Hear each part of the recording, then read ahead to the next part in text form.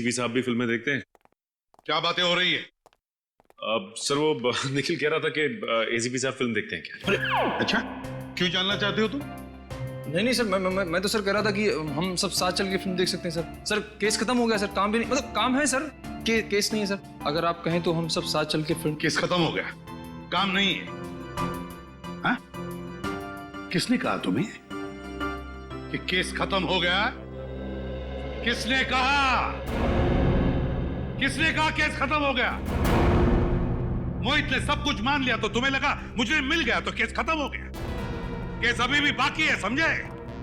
अभी भी रिपोर्ट आना बाकी है। अभी सारुंखे आएगा रिपोर्ट लेकर, तब समझेगा। बॉस, ये मकरंद की पोस्टमार्टम रिपोर्ट जरा देखो। सारुंखे? यार इस पे तो लिखा है कि मकरंद मरने से पहले बेहोश था। हाँ बॉस, मकरंद बेहोश था क्योंकि उसके खून में मुझे फैप्टिया मिला है।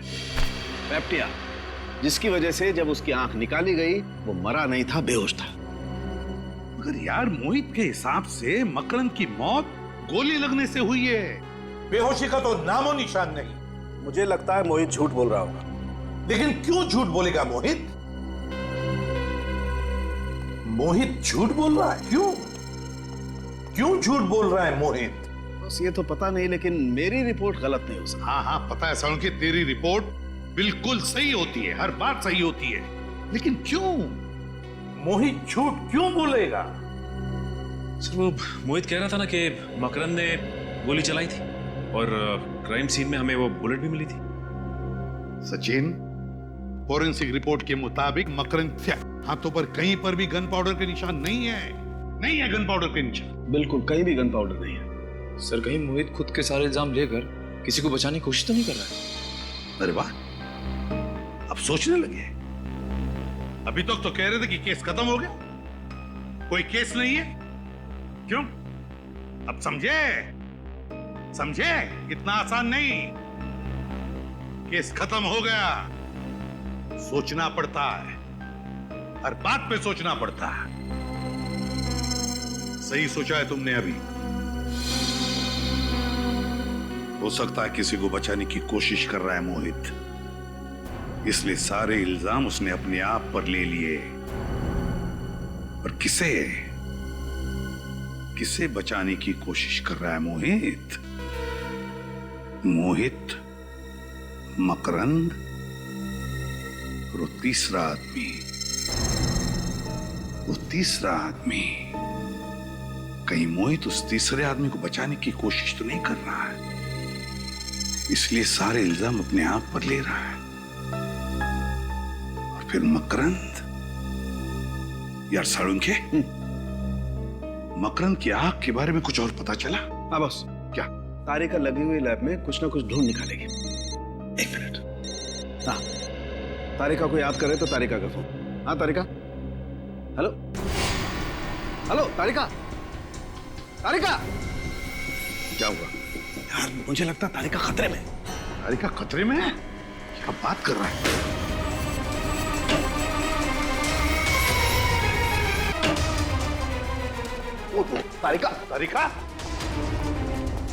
तारिका पानी लाओ, जल्दी पानी लाओ।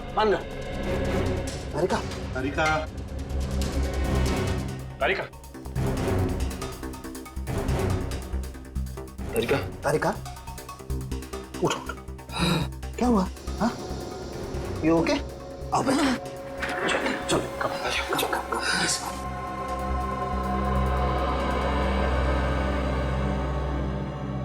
थोड़ा पानी पी लो।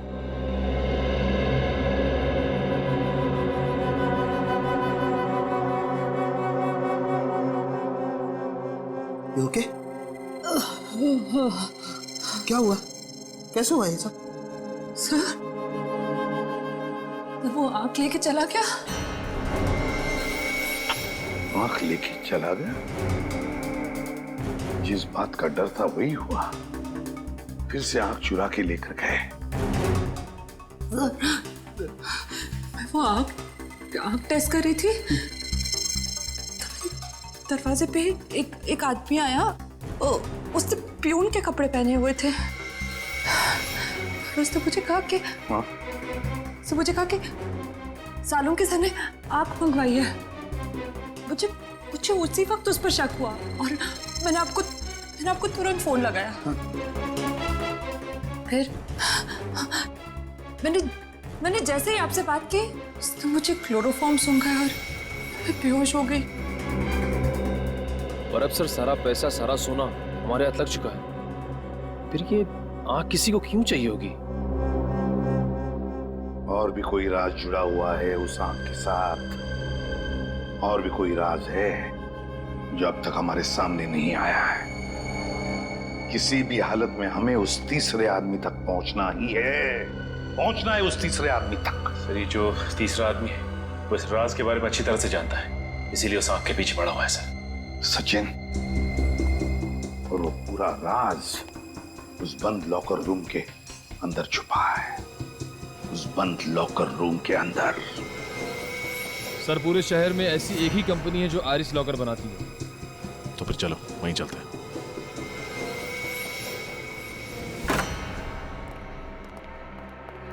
सीपीयू को जला दिया, ये जो कोई भी है हमसे एक कदम आगे। अरे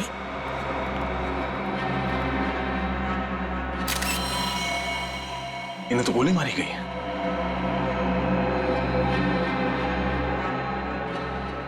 He's dead. सर, वहां से आवाज आ रही है।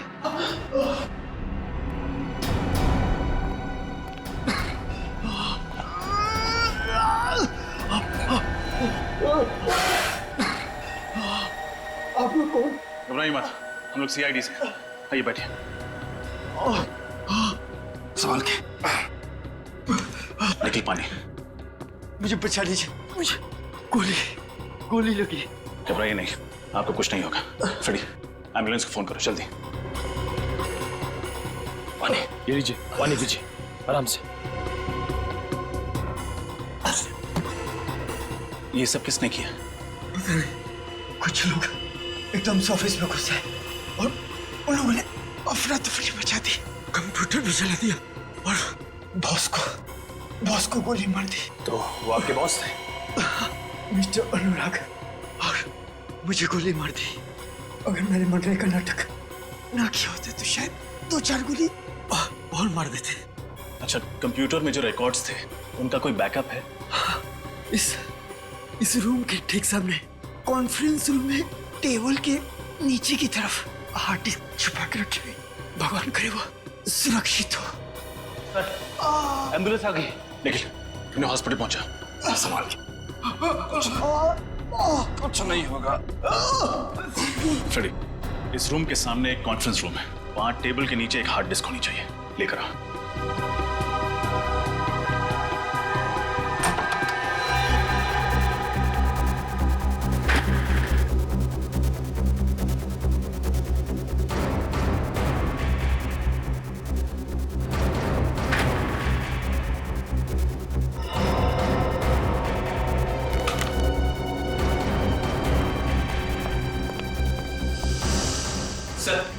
हार्ड डिस्क मिल गई। वेरी गुड, शुक्र है उनके हाथ ये नहीं लगा। अब जल्दी से गाड़ी से अपना लैपटॉप लेकर आओ।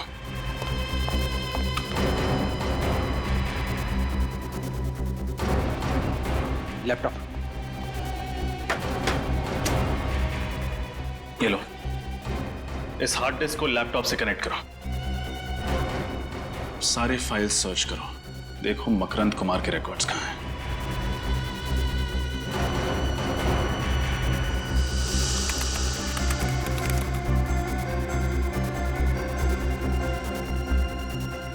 सर, इस मकरंद ने तो 2 बार आइरिस रिकॉग्निशन टेक्नोलॉजी का इस्तेमाल किया है, एक बार मोहित के साथ और दूसरी बार इसके साथ।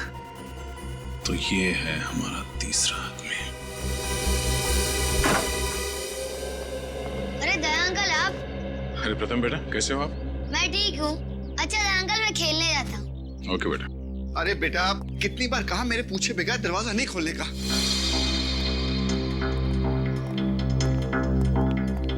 सर, आप लोग केस सॉल्व हो गया क्या? हाँ, उसी खुशी में मिठाई खिलाने आए।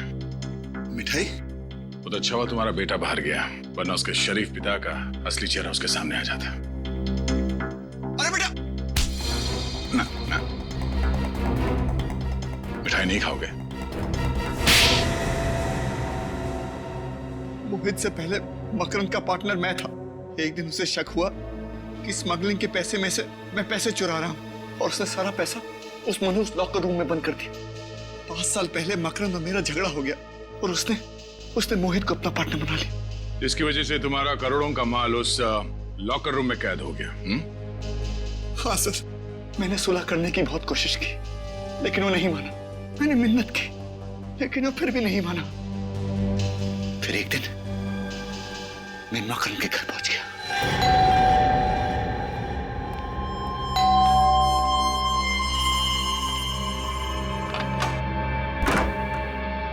और तुम?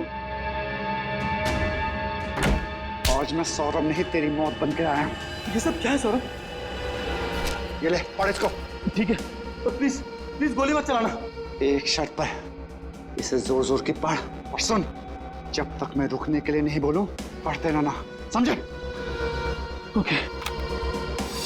तुम हीरो की चिंता बिल्कुल मत करना। मैंने जुबान दी है ना, तुम्हें हीरो मिल जाएंगे वक्त पर। मोहित का इंतजाम मैंने कर दिया है। आज का दिन उसकी जिंदगी का आखिरी दिन होगा और उसकी लाश से आंख निकालकर मैं पूरे खजाने का अकेला मालिक बन जाऊंगा। ये सब क्या है? ये है मेरा फैसला। कौन सा फैसला? या तो तू मर जा या फिर तू मोहित को मारकर उसके पैसे को बराबर से बांट ले, समझा? ओके ठीक है। चल मोहित को फोन लगा और कोई होशियारी नहीं, समझे? हाँ हेलो। हाँ मोहित। हाँ क्या तुम इस वक्त मेरे घर आ सकते हो? कुछ जरूरी बातें करनी है। नहीं मैं फोन पे नहीं बता सकता। प्लीज तुम मेरे घर आ जाओ। Okay good. अब तुझे इनाम मिलेगा। इनाम?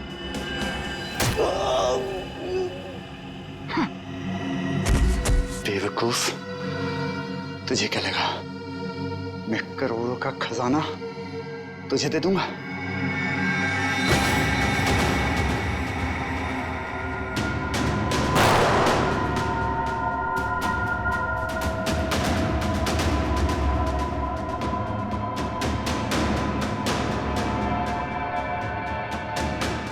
फिर मैंने मोहित के आने का इंतजार किया।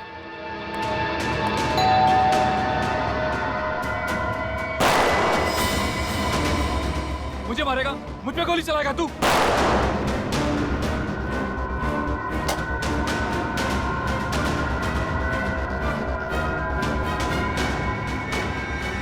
और वहां मोहित ने मकरंद की आंख निकाल ली।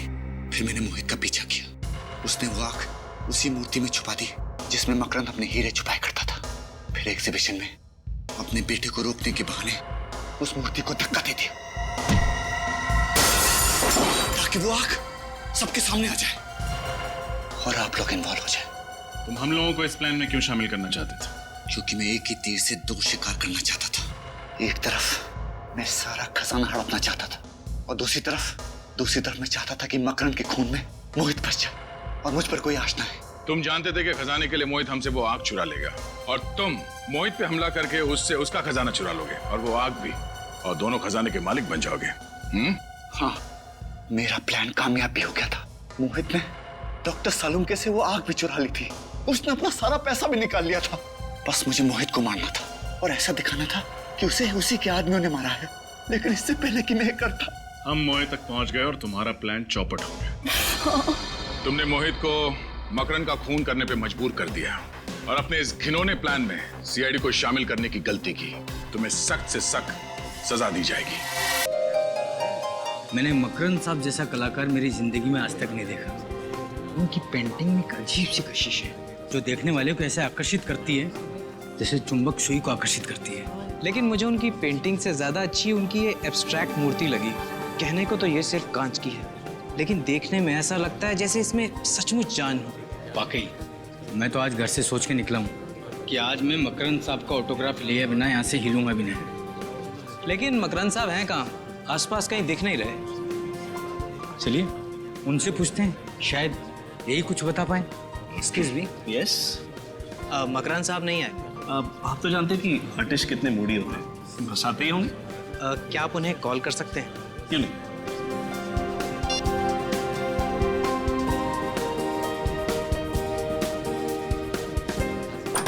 कलर कॉम्बिनेशन देखिए। बेटा बेटा दौड़ते नहीं, बेटा एग्जीबिशन, बेटा ऐसे दौड़ते नहीं बेटा, कोई चीज टूट गई तो। पापा चलो ना घर पे जाते हैं, मैं बोर हो रहा हूँ। हाँ बेटा अभी 2 मिनट, हाँ मैं एक फोन करके आता हूँ। ओके पापा बिजी है, चलो तब तक हम लोग खेलते हैं।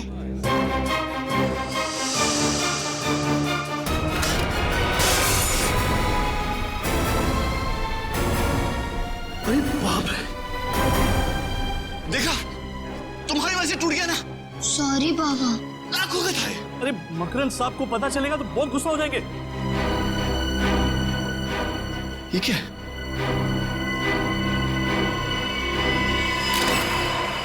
ओह माय गॉड, ये तो किसी इंसान की आंख है।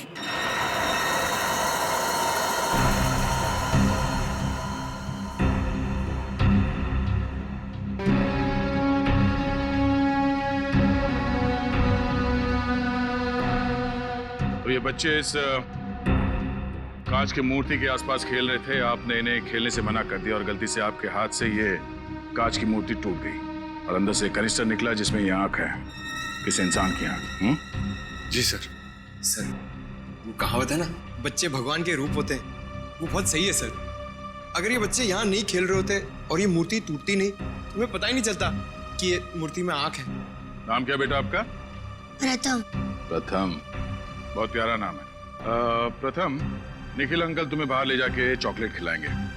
नहीं पापा, मुझे कहीं नहीं जाना, मुझे यही रहना है। बेटा जिद नहीं करते, तुम अपने फ्रेंड को ले जाओ। निखिल आजाओ बेटा आजाओ, चलो।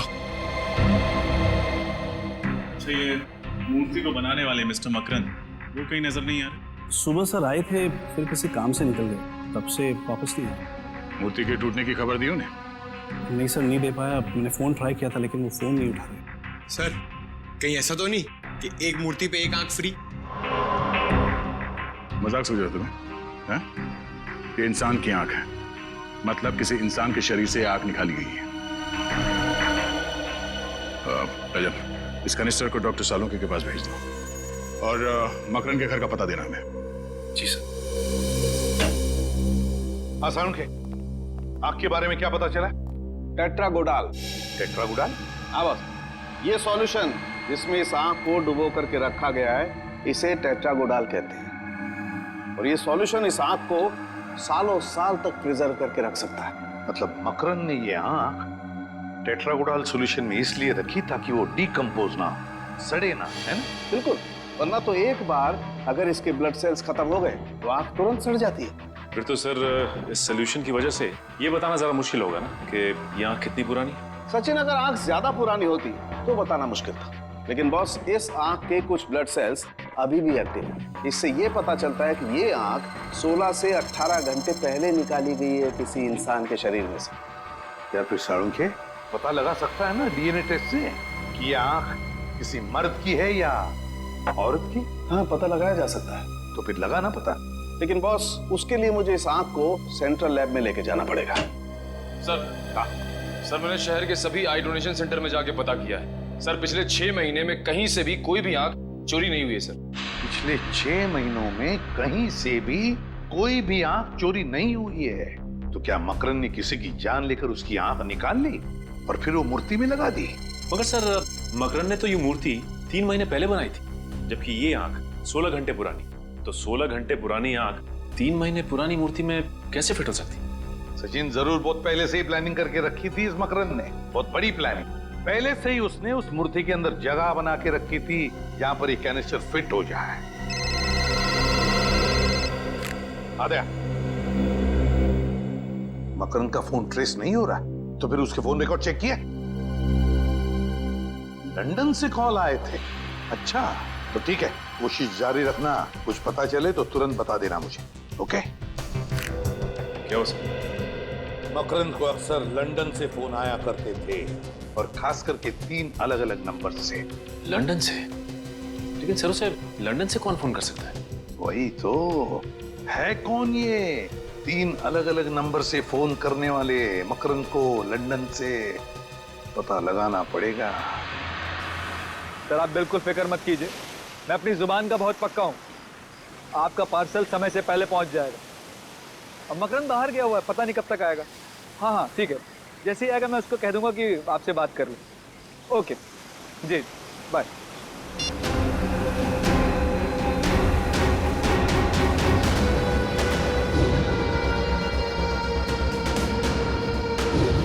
तुम लोग अब तक यहाँ खड़े हो, ऐसे ही बुत की तरह खड़े रहोगे या कुछ करोगे भी? किसी भी कीमत पर वो आंख मुझे वापस चाहिए। बॉस आप चिंता मत करो बॉस, बस अगले 10 घंटों के अंदर वो आंख आपको मिल जाएगी। Shut up! बकवास मत करो। पिछले 12 घंटे से यही डायलॉग सुन रहा हूं मैं। मेरा एक एक मिनट बहुत कीमती है, समझे तुम लोग? बॉस आपको तो पता है कि वो आंख सीआईडी वालों के पास है, और सीआईडी वालों के हाथ से लेना मतलब मगरमच्छ के मुंह में हाथ डालने के बराबर है। बस कोशिश जारी है बॉस। कोशिश कोशिश कोशिश! तुम लोगों को अगर अपनी जान प्यारी है तो सिर्फ 2 घंटे मुझे वो आंख चाहिए, सिर्फ 2 घंटे। क्लियर? ठीक है बॉस, वो आंख आपको मिल जाएगी बॉस। Get lost.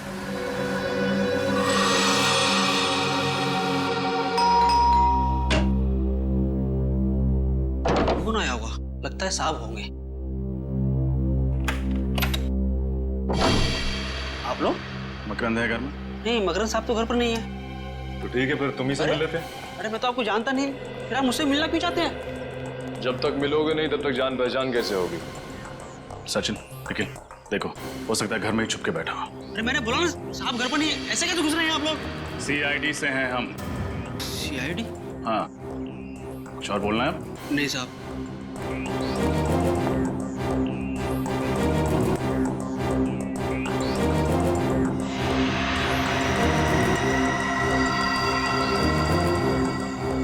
मकरंद तो घर में है ही नहीं।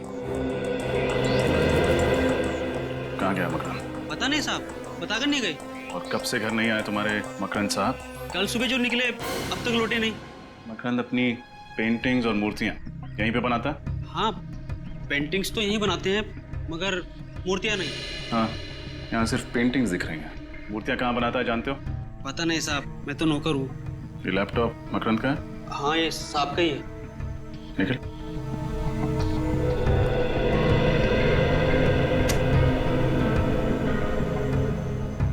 मकरंद पर्सनल, इस फोल्डर में कुछ होना चाहिए। ये देखो, पिछले 5 साल में मकरंद की पेंटिंग्स और मूर्तियां कितने में बिकी हैं, इसका पूरा ब्यौरा है इसमें। कोई भी पेंटिंग 15 से 20 हजार रुपए से ज्यादा में नहीं बिकी, जबकि हर मूर्ति कम से कम 40 से 50 लाख रुपए में बिकती है। तो फिर ये मकरंद सिर्फ मूर्तियां क्यों नहीं बनाता?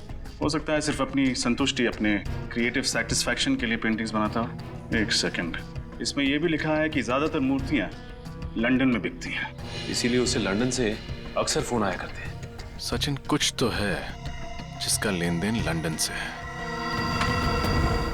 कल एग्जैक्टली कितने बजे तुम्हारे साहब यहाँ से गए थे?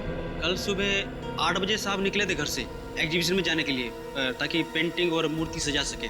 फिर 10:30 बजे आए, और ताकि थोड़ा सो जाएं, ताकि शाम को एग्जीबिशन में वापस जा सके। तो आपके साहब घर पे सोए कितनी देर?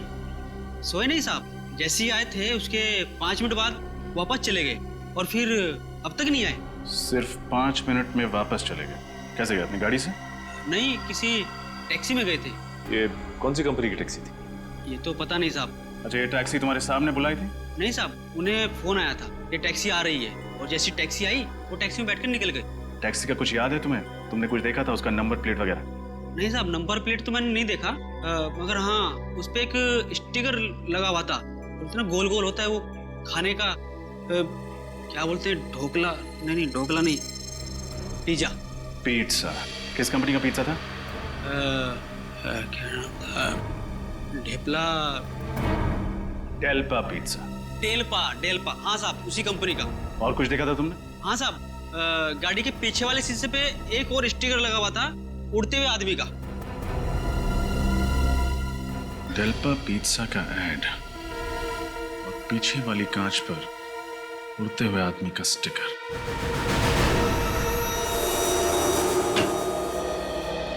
Excuse me. जी कहिए। हम सीआईडी से। सीआईडी? तो आपको भी अपनी गाड़ी पर स्टिकर्स लगवाने हैं? नहीं नहीं, हमें ऐसा कोई काम नहीं है। आप ये बताइए कि डेल्पा पिज्जा नाम की कंपनी के ऐड आपने कौन सी टैक्सीज में लगाए? डेल्पा पिज्जा। एक मिनट सर, इस ब्रांड के ऐड हमने एफिशिएंट टैक्सीज की गाड़ियों पर लगवाए थे। Efficient taxis? जी। कुल कितने टैक्सीज में लगाए थे आपने ये स्टिकर? सर, यही कोई 70 टैक्सीज थी। अच्छा, इनमें से किसी एक टैक्सी के पीछे वाले कांच पर कोई ऐसा स्टिकर लगा होता है एक ऐसे इंसान का जो हवा में उड़ रहा है? इंसान जो हवा में उड़ रहा हो? नहीं सर, ऐसे तो कुछ याद नहीं आएगा, पर हाँ, हो सकता है मेरे स्टाफ में किसी को पता हो। समीर, आशीष, आनंद, मनीष, एक मिनट इधर आओ। हमने एफिशिएंट टैक्सीज के ऊपर जो डेल्पा पिज्जा के ऐड लगवाए थे, क्या उनमें से कोई टैक्सी ऐसी है जिसके पिछले वाले कांच के ऊपर कोई ऐसा स्टिकर है जिसमें कोई इंसान हवा में उड़ रहा हो? हाँ सर, ऐसा स्टिकर तो भोला की टैक्सी पे था। भोला सर? भोला? ये भोला कहाँ मिलेगा? यहीं सर, आज वो सारी टैक्सियां फिर से आ रही हैं नए ऐड लगवाने के लिए, तो भोला भी जरूर आएगा। वेरी गुड, चलो भोला का इंतजार कर लेते हैं। साहब, नए ऐड के स्टिकर तैयार है? हाँ तैयार हैं, आप अपनी टैक्सी के पास जाइए, मिल जाएंगे। जी साहब।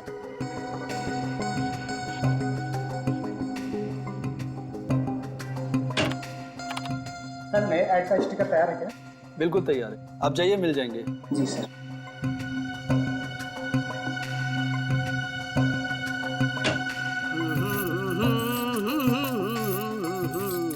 चलो साहब, जल्दी से नया ऐड लगा दो, पुराना ऐड देख देख के लोग पक गए, और मैं भी। चलिए हम आपको कुछ नया दिखा देते हैं। आप लोग कौन है? आपकी टैक्सी के पीछे एक स्टिकर लगा हुआ है उड़ते हुए आदमी का, है ना?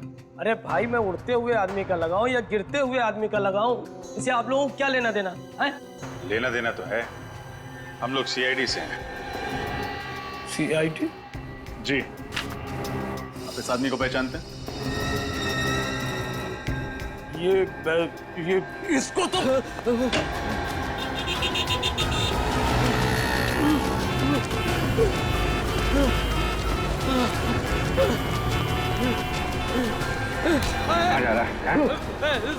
साहब, जाने दो साहब, जाने दो मुझे। सीआईडी जब मुजरिमों को पकड़ती है ना, तो जाने नहीं देती है। साहब, मुझको माफ कर दो, मैंने ज्यादा पैसे कमाने के लालच में ये सब किया है। मकरन कहाँ है? कौन मकरन साहब? वही मकरन जिसने एग्जीबिशन रखी थी, जिस एग्जीबिशन में हमें आदमी की आंख मिली कांच की मूर्ति से, वो मकरन कहाँ है? वो आंख मूर्ति? मुझे कुछ समझ में नहीं आ रहा साहब। ना समझ पाने का नाटक बंद करो। जिसकी फोटो देखकर भागे थे तुम, ये आदमी कहाँ छुपा के रखा है इसे? अरे साहब, मैं तो ये समझा कि आप लोगों को पता चल गया है कि मैं अपनी टैक्सी कंपनी के साथ धोखा कर रहा हूँ, इसलिए मैं भागा था। धोखा? कैसा धोखा? साहब, हमारी टैक्सी कंपनी सिर्फ उन्हीं यात्रियों को टैक्सी में बैठने की अनुमति देती है जो फोन करके टैक्सी बुक कराते हैं, और पैसे के लालच में दूसरे यात्रियों को भी अपनी टैक्सी में बिठा लेता था। और साहब, ये आखिरी आदमी था जिसको मैंने अपनी टैक्सी में बिठाया था। ओह, तो तुम इसलिए भागे थे? हाँ साहब, मकरन के बारे में मुझे कुछ नहीं पता। और कब बिठाया था तुमने मकरन को टैक्सी में? साहब, कल सुबह 10 बजे फोन आया था, मुझे आरती नगर से फोन आया था कि टैक्सी चाहिए थी। मैं अपनी टैक्सी लेके वहाँ पहुँच गया था, बस, और कुछ नहीं जानता हूँ साहब। किस नंबर से फोन आया था? साहब, इस नंबर से फोन आया था साहब। हेलो, ये कहाँ का नंबर है? ओह, ओके, नहीं, thank you very much, thank you. Aarti Nagar के पीसीओ का फोन नंबर है ये। सर, मकरंद के नौकर ने कहा था कि उसने कोई टैक्सी बुक नहीं की थी। हो सकता है किसी और ने टैक्सी मंगवाई हो उसके लिए। हो सकता है मकरंद ने खुद फोन किया उस पीसीओ से जाके, ताकि जब कॉल रिकॉर्ड चेक हो तो किसी को उस पर शक ना हो। ये छोड़ा कहाँ था तुमने मकरंद? साहब, एनडी रोड पर गिलबर्ट आर्ट गैलरी है ना, उसी के सामने इसको छोड़ा था। सर, मकरंद पहले आर्ट गैलरी में था, फिर वो घर गया था, फिर वो वापस आर्ट गैलरी क्यों जाएगा? गैलरी के बाहर उतरा था ना, सकते अंदर गया ना हो, क्योंकि सीसीटीवी फुटेज में तो दिखाई नहीं पड़ा। डॉक्टर साहब? हाँ डॉक्टर साहब, क्या? अरे, आपको ज्यादा चोट तो नहीं लगी? आप कहाँ पे हो? आप वहीं पे रुको, हम लोग पहुंच रहे हैं। क्या हुआ सर? डॉक्टर सारों को चोट लग गई है, जल्दी चलो डीबी रोड।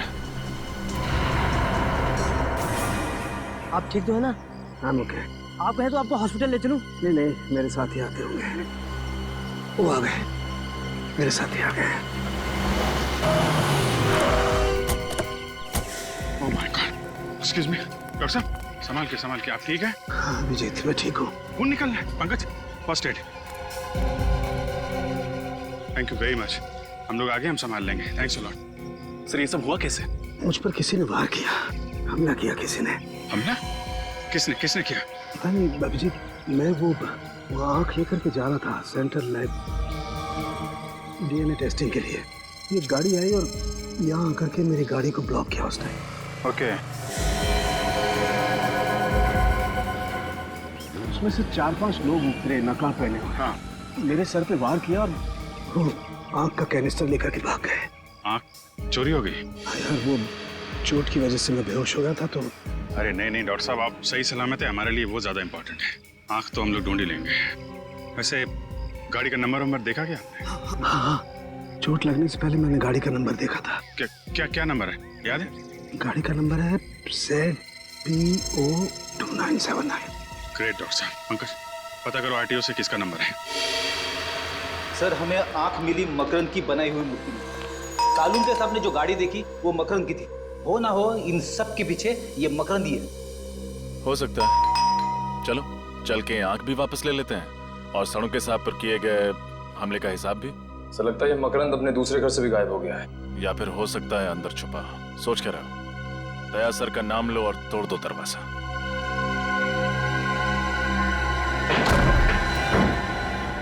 अरे बाप रे, बड़ी भयंकर बदबू है।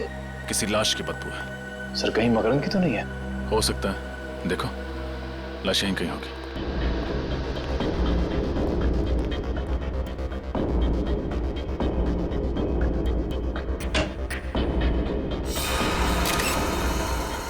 सर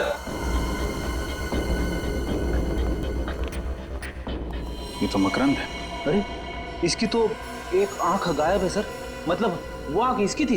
सर हम लोग तो सोच रहे थे कि इन सब के पीछे ये मकरंद है, मगर किसी ने इस बेचारे को मारकर इसकी आंख निकालकर इसी की बनाई हुई मूर्ति के अंदर रख दी। और इसी की गाड़ी इस्तेमाल की डॉक्टर साळुंके पर हमला करने के लिए। खून सिर्फ यहीं पे बहा। इसका मतलब गोली लगने के बाद मकरंद इधर उधर नहीं गया होगा, उसने यहीं पे दम तोड़ दिया होगा। कहीं ऐसा तो नहीं कि इसने आत्महत्या की हो अपनी गन से? नहीं फ्रेडी, खुद को ऐसे सामने से गोली मारना थोड़ा मुश्किल है, और कोई अपनी ही आंख कैसे निकाल सकता है? हाँ ये बात तो है। गोली सामने से लगी है और लाश की पोजीशन को देख के लगता है कि खूनी यहाँ कहीं खड़ा होगा। सर इस गन में से गोली चली है, शायद मकरंद ने उस खूनी पर चलाई होगी अपनी आत्मरक्षा के लिए। और अगर ऐसा हुआ है निखिल, तो इसका निशाना जरूर चूक गया होगा, क्योंकि कहीं और तो खून है नहीं। गोली ढूंढो, नहीं होगी।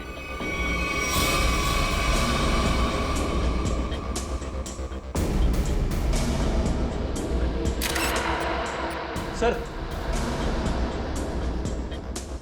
ये देखिए सर, गोली मिल गई।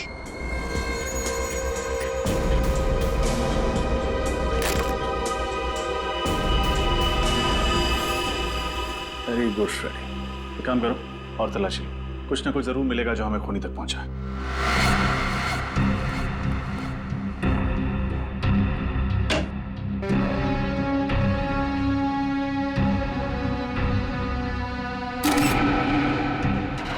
ये क्या है?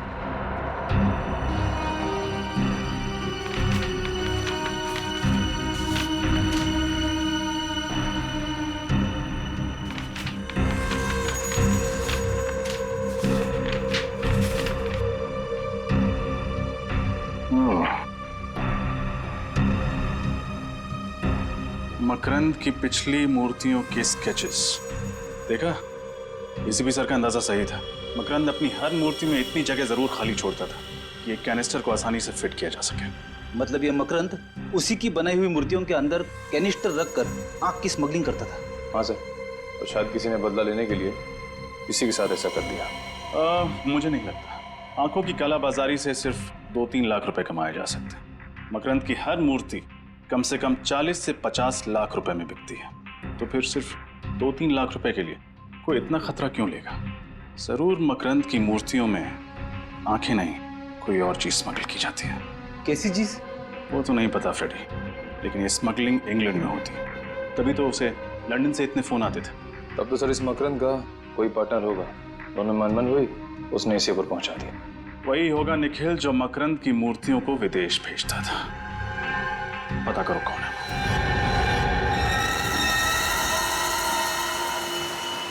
2 घंटे गुजर गए, पता नहीं ये बेवकूफ आंख चुरा भी पाएंगे या नहीं। अगर कहीं सीआईडी के हाथ लगे तो लेने के देने पड़ जाएंगे। बॉस, लेने के देने तो उस डॉक्टर साड़ोंखे को पड़ गए। बॉस, मैंने कहा था ना, मैं आपको निराश नहीं करूंगा। ये लीजिए आपकी कीमती आंख। शाबाश रंगा, शाबाश।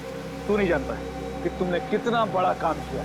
इसके लिए मैं तुम लोगों को इतने रुपए दूंगा कि गिनते गिनते बुढ़े हो जाओगे। बॉस, आप तारीफ कर रहे हैं या ताना मार रहे हैं? तारीफ कर रहा हूँ, तारीफ। तुम लोग यहीं रुको, मैं भी आता हूँ। ठीक है बॉस।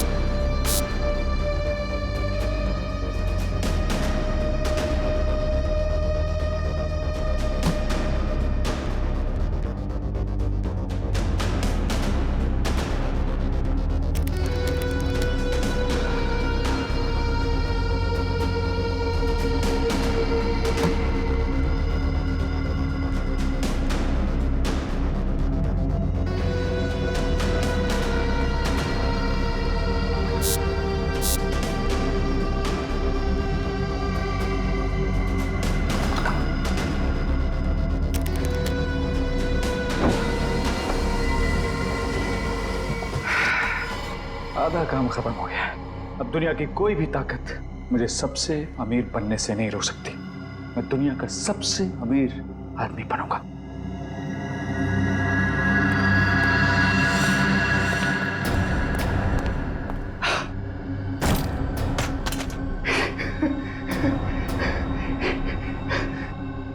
सब कुछ मेरा है, सब कुछ मेरा है।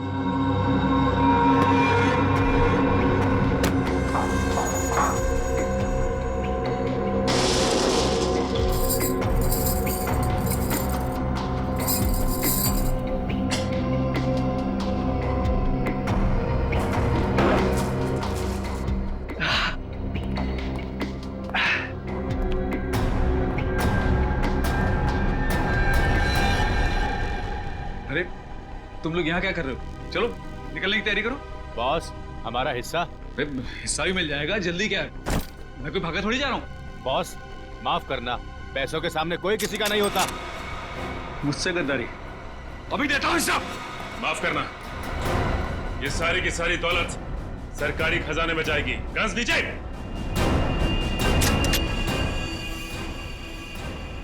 बहुत हो गया भागना तोड़ना।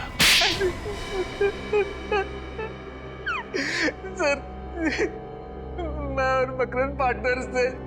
मकरंद पेंटिंग से मूर्तियां बनाता था, मूर्तियों में हीरा छुपा देता था सर। फिर मैं उन हीरो को देश के बाहर लंदन ले जाता, उनकी तस्करी करता था सर। शर्म आनी चाहिए तुम्हें। अपने देश की संपत्ति स्मगल करके बाहर देशों में बेच रहे थे तुम। सर मुझे माफ कर दिए सर। माफ कर दीजिए। तुमने सिर्फ स्मगलिंग नहीं किया, बल्कि एक खून भी किया है, मकरंद का खून। मैंने जानबूझ के मकरंद को नहीं मारा सर, बल्कि वो मुझे मारना चाहता था सर। मैंने तो सिर्फ अपनी आत्मरक्षा में सर उस पर गोली चलाई। पूरी बात बताओ, क्या हुआ था मकरंद के घर में? बताओ। उसने मुझे अर्जेंटली अपने घर में बुलाया। वो कह रहा था कि उसे कुछ मुझे जरूरी बात करनी है, लेकिन जब मैं उसके घर पहुंचा तो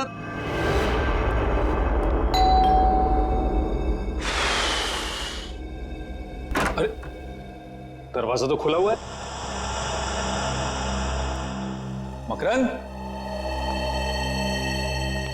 मकरंद, मकरंद कहाँ हो यार? मुझे घर में बुला के दरवाजा खोलकर बाहर चले गए क्या? तुम हीरो की चिंता बिल्कुल मत करना, मैंने जुबान दी है ना, तुम्हें हीरे मिल जाएंगे वक्त पर। मोहित का इंतजाम मैंने कर दिया है।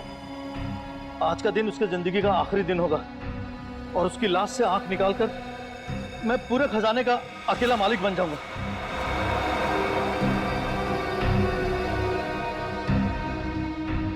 मेरी नहीं, तेरी जिंदगी का आखिरी दिन होगा मकरंद।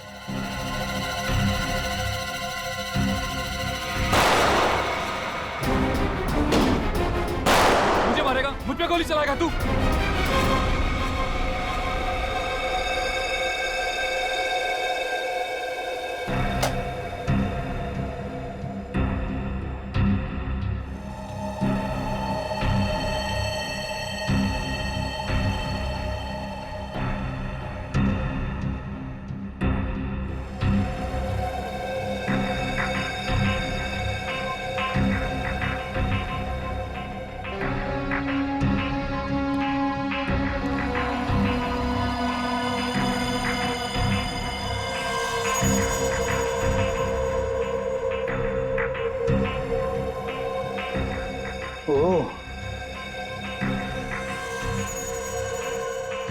बुरे काम का बुरा नतीजा।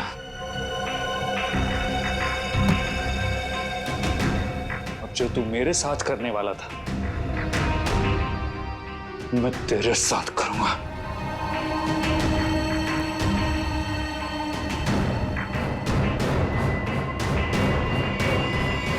और जब मकरंद की मौत हो गई तो तुमने सोचा क्यों ना उसी का प्लान उसी पे आजमा लिया जाए, क्यों? मैंने मकरंद की आग निकाल ली क्योंकि उस लॉकर रूम का दरवाजा हम दोनों की आग से खुलता था सर। लॉकर रूम का दरवाजा आंख से खुलता था? मतलब आइरिस रिकॉग्निशन टेक्नोलॉजी? हाँ सर, वही आइरिस रिकॉग्निशन टेक्नोलॉजी। उस लॉकर रूम के दरवाजे के स्कैनर के सामने जब तक हम दोनों की आंखें स्कैन नहीं हो जाती थी, वो दरवाजा नहीं खुलता था। तो इन मकरंद की आंख तुमने मूर्ति में क्यों छुपाई? क्योंकि सर मैं देश से बाहर जाने का इंतजाम कर रहा था, तब तक उस आग को किसी सुरक्षित स्थान पे रखना जरूरी था सर।